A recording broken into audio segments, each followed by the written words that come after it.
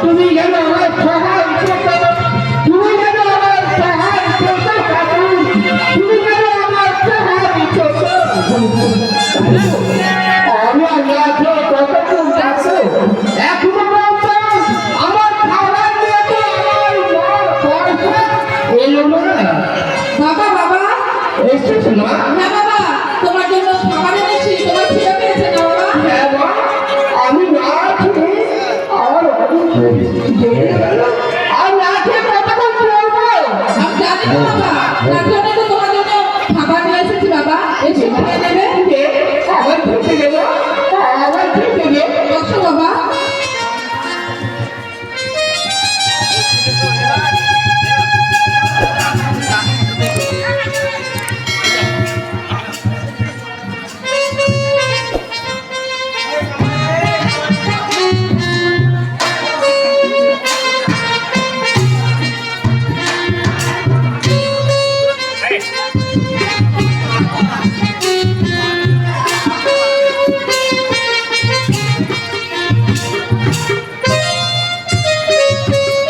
বলে আজকে এই আজকে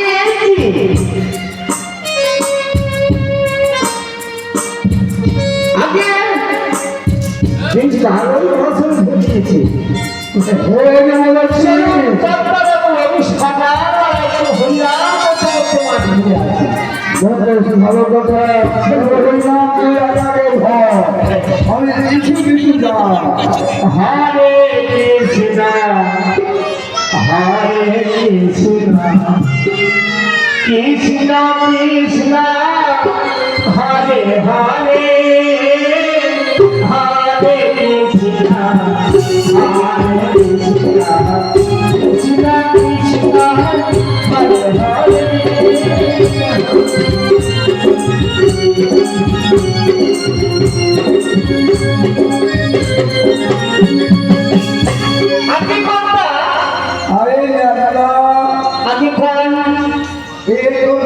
আমার জমিতে খুব ভালো ফসল ফলেছে। হ্যাঁ, খুব সুন্দর ফসল ফলিয়েছে। আমি ফসল থেকে খুশি হয়েছি রে দাদা। আচ্ছা, তবে আগে নজরে পড়েছে। আরে বই নিয়ে যা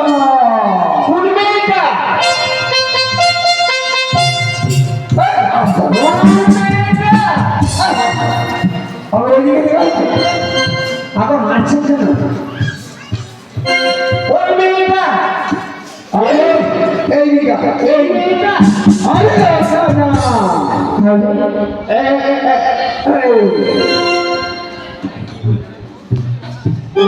ভালো বলে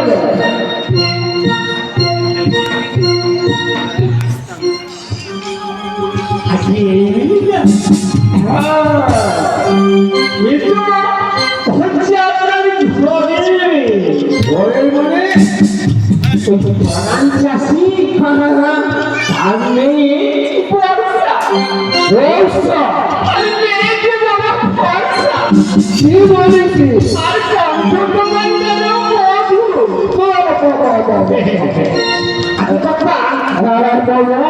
আপনি বিয়ে করবে?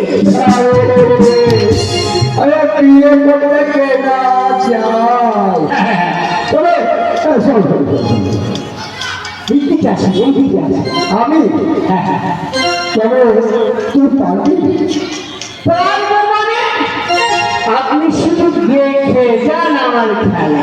তাই আসুন আসুন যদি এগিয়ে আছে। হরে কৃষ্ণ হরে কৃষ্ণ কৃষ্ণ কৃষ্ণ হরে হরে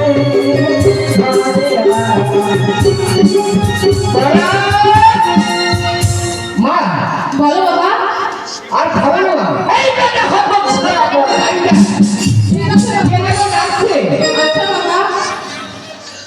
জমিদার বাবু কে? জমিদার বাবু এইদিকে। জমিদার বাবু হ্যাঁ আপনি এসছেন? হ্যাঁ আমি এসেছি। তবে কিসের জন্য এসেছি সেটা তো শুনলে। হ্যাঁ বলুন। আমি বাধ্য হয়ে তোমার কাছে আসতে বাধ্য হলাম। বলুন। জানেন না চাইতেন না ভাজা মাছটা রুটি খেতে চাইবে না বলি ওই কর্তা বাবুর কাছে এক বছর আগে 1,00,000 টাকা নিয়েছি হ্যাঁ নিয়েছিলাম। সেটা সুদে আসলে গিয়ে দাঁড়িয়েছে 3,65,062 টাকা 23 পয়সা। এই ডাক্তার, আচ্ছা ডাক্তার, আমার হিসাবের সাথে লেখা আছে। ঠিক আছে। বাবা, বাবা, বাবা, খুব ভালো। তুই মাথায় বুদ্ধি আছে। জমিদার বাবু আমি আজ দীর্ঘ 3 বছর ধরে জমিতে আমি ফসল ফলাতে পারিনি, কারণ আকাশে বৃষ্টি আমি পাইনি, তাই আমার জমিতে আমি ফসল ফলাতে পারিনি। এদের বাবা কষ্ট করে মাথার ঘাম পালন করে আমি জমিতে ফসল ফলিয়েছি।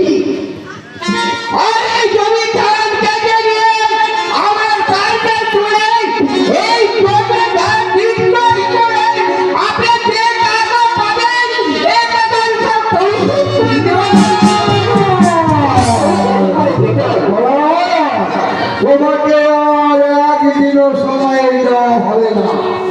এই মুহূর্তে আমার পাওনা দাওনা সব পরিশোধ করতে হবে। জমিদার বাবু আপনার দুটি পায়ে ধরে আমি বিপদে করছি। আপনি আমার কিছুদিন সময় দিন, তাহলে টাকা আছে আমি পরিশ্রম করে দেবো। জমিদার বাবু আপনি আমার কিছুদিন সময় দিন। ওই মাথায় কান কাটে কান্না আমার খরচা হয় না। তো এই মুহূর্তে আমার টাকা জমি ছিল না না জমিদার বাবু, আমি এই জমিদার না কাটলে আপনার টাকা আমি পরিশোধ করতে পারবো না।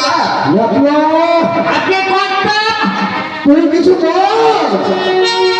কৃষ্ণ কৃষ্ণ হরে হরে এত বড় কথা জমিদার বাবুর মুখের উপরে। আহা প্রিয়ে রাধিষ্ট প্রাণ চাষির এতই কষ্ট। তবে শোনো, আগামী কাল যদি টাকা না পৌঁছাতে পারি তবে এই ভারতের লেবারগুলোকে দিয়ে তোর জমির ধান সব কেটে নিয়ে যাবে। আমার চলে মহত্বটাকে আমার এই জমি ধার আমি কাউকে করতে দেবো না। কি বললে? আমার ছেলের ধন তুই আমাকে কাটতে দিবি না। আগে আমার কথা মতো এই রঞ্জিত সিংকে বলে দেশে যত লেবার আছে সমস্ত লেবারকে বলে আমার জমির ধার কিনে আমার কুড়াই করে বলে দে। কথাটা মনে থাকে যেন, যদি ঠিকঠাক পয়সা না পৌঁছায় তাহলে এই ব্যাংকগুলো মরবা এই কর্তা বাবুকে দিয়ে। চল চল না। বলুন আসি জমিদার বাবু, এখন আপনারা আসতে পারেন। হ্যাঁ আসেন চলে গেল। যেন মনে থাকে ভালো করে বলে দে। আপনি চলুন। হ্যাঁ ঠিক আছে। তবে শুনে বলেন মাথা যেন বনে থাকে।